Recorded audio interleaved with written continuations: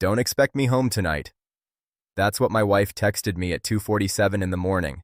My name is Sedrick, and I've been married to Hannah for 23 years. 23 years of waking up next to the same woman, building a life together, trusting each other completely. Or so I thought. I stared at those 5 words glowing on my phone screen, sitting alone in my home office while she was God knows where. My fingers hovered over the keyboard. Most husbands would panic. Most would call repeatedly, demand answers, maybe even drive around looking for her car. But I'm not most husbands. I spent 4 years in Army intelligence before I became a corporate risk analyst.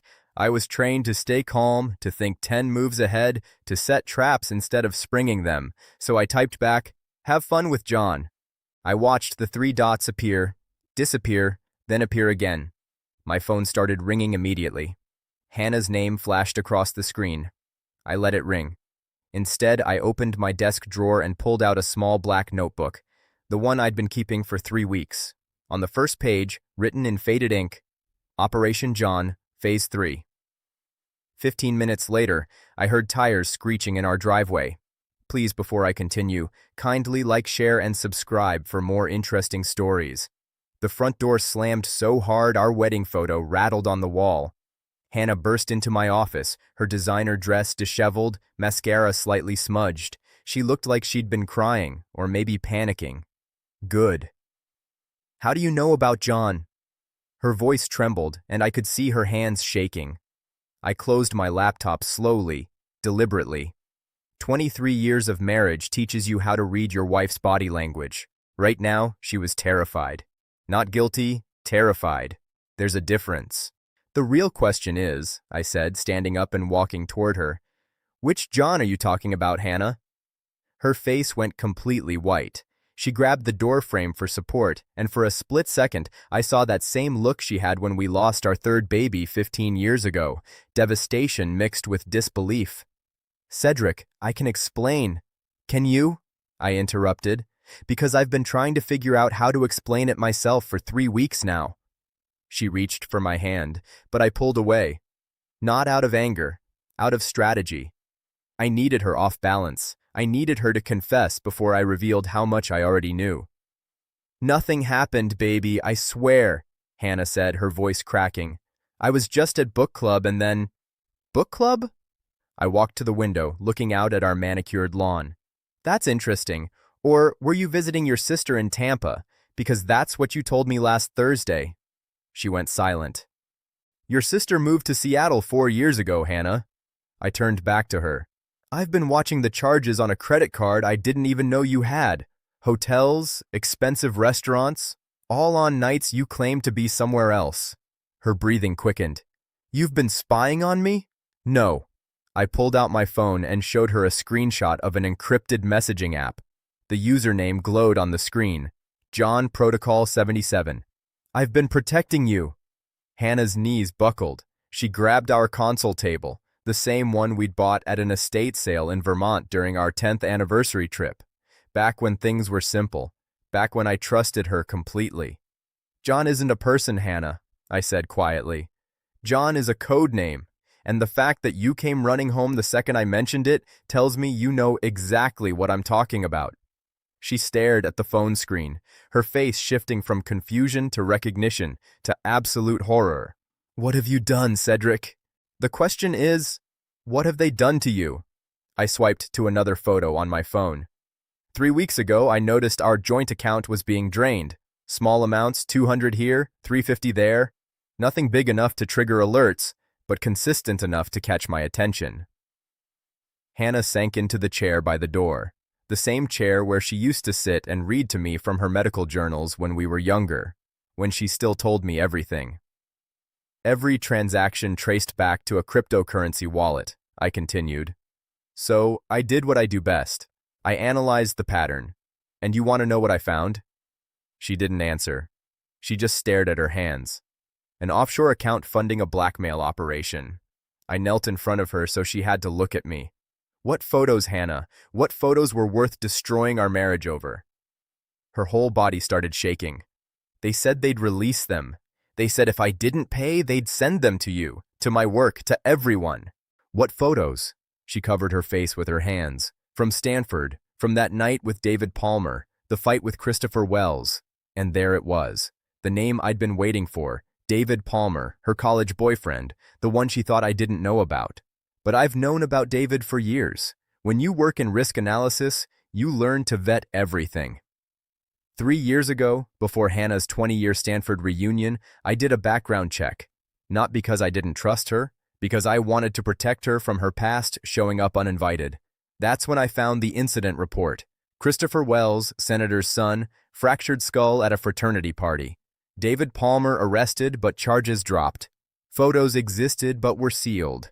Hannah Rodriguez listed as a witness. I called in a favor from my old Army intelligence buddy, Rodriguez. He pulled the photos from sealed records. Hannah wasn't involved in the fight. She was in a different room entirely.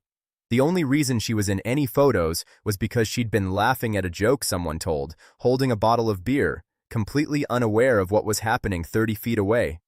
She was innocent. But the optics looked terrible. I never told her I knew. I was waiting for her to trust me enough to tell me herself. But she never did. And now, 26 years later, someone was using her guilt against her.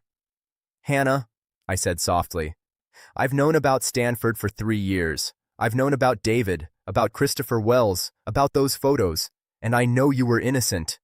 Her head snapped up, eyes wide with shock. You knew? Hannah's voice was barely a whisper. This whole time, you knew? Did you really think a man who vets billion-dollar corporate risks for a living wouldn't do a background check before marrying you? I stood up and opened my laptop. I knew everything, and I also know that David Palmer isn't trying to help you. He's the one bleeding you dry. I turned the screen toward her. File after file of surveillance photos. David meeting with a man named Tyler Brooks outside the Riverside Hotel. Bank transfers. Encrypted messages. For 3 weeks, I've been working with a cybersecurity expert. Every dollar you sent to John has been going into a honeypot account we control. The blackmailers have been negotiating with me, Hannah. They just don't know it.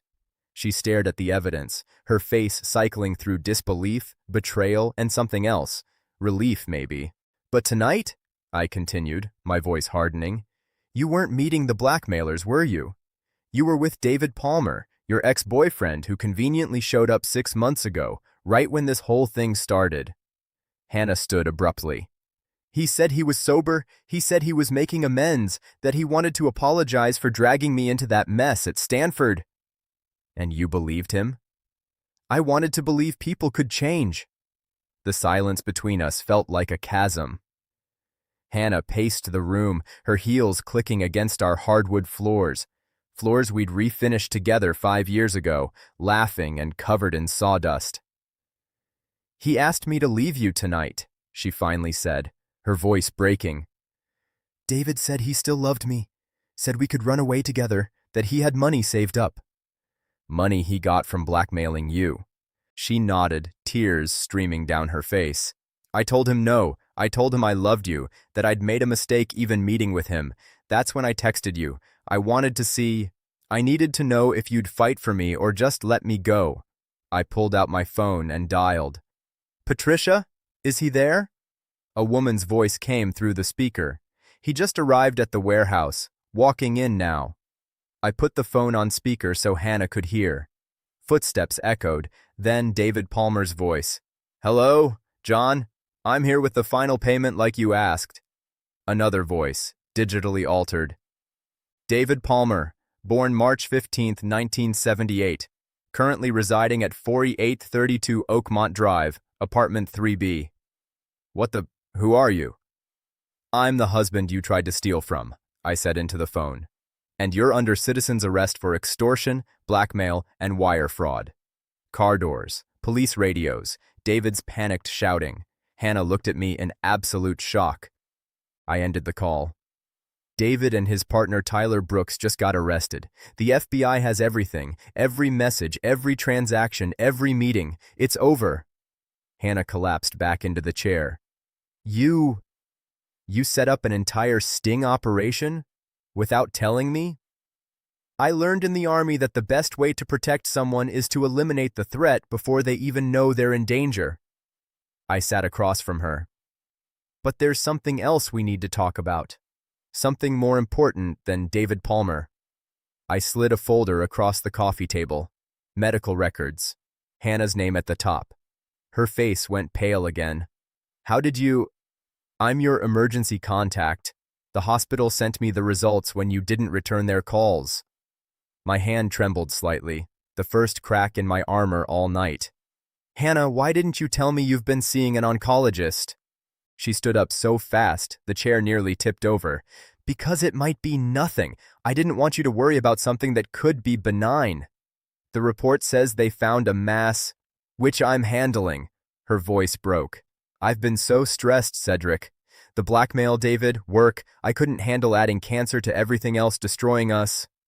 My mother died of ovarian cancer when I was in college. Watching her deteriorate over 11 months taught me that cancer doesn't just kill the patient, it kills everyone who loves them, just slower. When Hannah said mass and oncologist, I felt 16 years old again, holding my mother's hand in a hospital room that smelled like disinfectant and death. But Hannah didn't know that fear. She had her own. Your mother, I said quietly. This is about your mother, isn't it? Hannah's face crumbled. She was 16 when her mom died. Her father couldn't cope and basically abandoned her. She raised herself through high school, put herself through Stanford, built herself from nothing. Everyone leaves, Sedrick, she sobbed. My dad left. David left. My mother didn't have a choice, but she still left me. I thought if I could handle everything myself, the blackmail, the medical stuff, I could prove I wasn't weak. I walked over and knelt beside her chair, taking her hands. I've known you for 25 years. I've been married to you for 23, and I have never once thought you were weak. But this, carrying all of this alone, that's not strength. That's fear. She looked at me, really looked at me for the first time in months. I'm not going anywhere, I said firmly. 2 weeks later, we sat in Dr. Richardson's office. Hannah gripped my hand so tight my fingers went numb. The doctor looked up from the pathology report, and those 3 seconds of silence felt like 3 hours. The mass was benign, Dr. Richardson said.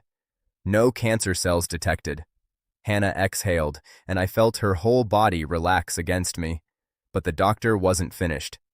However, we did find something else in your blood work. Hannah's grip tightened again. I could feel her pulse racing through her palm. Dr. Richardson smiled. You're pregnant? About 8 weeks along? The room went completely silent. Hannah and I just stared at each other, unable to process what we'd just heard. That's impossible, Hannah whispered. I'm 45. I had a partial hysterectomy 10 years ago for fibroids. Partial, yes. Your left ovary remained functional. And while pregnancy at your age is rare, it's not impossible. The doctor's smile widened. Congratulations. You're going to be parents. I thought about the 3 miscarriages, the failed IVF consultations we couldn't afford, the adoption paperwork that got rejected, 20 years of grief and acceptance and moving on, and now this, a miracle we'd stopped praying for. Hannah started crying. So did I. 6 months later, Hannah sat in our freshly painted nursery, her hand resting on her rounded belly, soft yellow walls. We'd decided not to find out the gender, wanting at least one surprise after everything we'd been through. I walked in with herbal tea. Patricia called. David took a plea deal, 20 months in federal prison. Tyler got 3 years. Hannah nodded slowly. I keep thinking about that night, the text I sent. If you hadn't known what was happening, but I did know, because I know you. I sat beside her, and she leaned against my shoulder. You don't send cryptic messages at 2 a.m. unless you're testing something. You needed to know if I'd fight for you. And you did. The baby kicked hard enough that we both felt it. I placed my hand over hers, feeling our child move beneath our palms. After all those years of emptiness, here was life. We need to pick a name, Hannah said softly. I have an idea. If it's a boy, what about Christopher? She looked at me stunned. After Christopher Wells, the kid from Stanford? I did some research. He's alive and well. Special education teacher in Portland. Married, 2 kids, completely recovered. He doesn't even remember that night. Hannah's eyes filled with tears.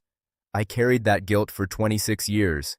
Time to let it go. 9 months after that 2 a.m. text, Hannah went into labor.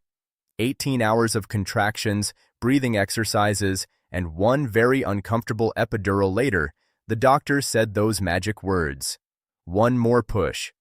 Hannah squeezed my hand so hard I thought bones would break. And then we heard it.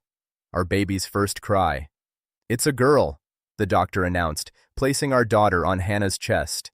She was perfect. Tiny fingers, wisps of dark hair, Hannah's nose, my eyes. We both sobbed like children. What should we name her? Hannah whispered, tracing her finger along our daughter's face. I kissed Hannah's forehead, then looked at this impossible little person who existed despite every odd.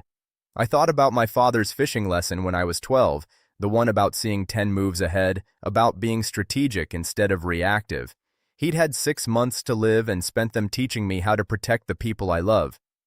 Grace, I said. Grace Beryllian. Because Grace gave us this second chance. Grace forgave our mistakes. And Grace kept us together when everything tried to tear us apart. Hannah smiled through tears. Grace, it's perfect. Sunlight streamed through the hospital window. I pulled out my phone and deleted the last file. John Protocol, Blackmail Countermeasure. In my pocket was that black notebook. On the last page, fresh ink. Operation Grace. Protect her from everything I couldn't protect her mother from. Starting today. Ending never.